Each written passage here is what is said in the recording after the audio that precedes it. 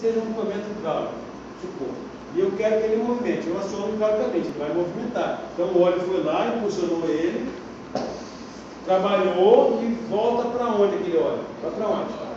Vai voltar para o reservatório. Diferente do ar. O pneumático, você consumiu, ele volta para o ar. Não vai voltar canalizado lá. Não estou falando do caminhão, não estou falando disso não. Estou falando do ar que a gente usa na indústria. Okay?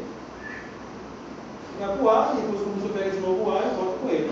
Agora no óleo não tem jeito. O óleo consumiu ali, trabalhou ele volta mais aquecido do que trabalhou, mais quente, e volta para o reservatório. Então esse reservatório sempre fica próximo aonde já tem a bomba, onde tem os componentes que vai mandar de volta para lá. E nesse reservatório você tem que ter o quê? Reservatório, você tem uma medição de nível, ou até mais de uma.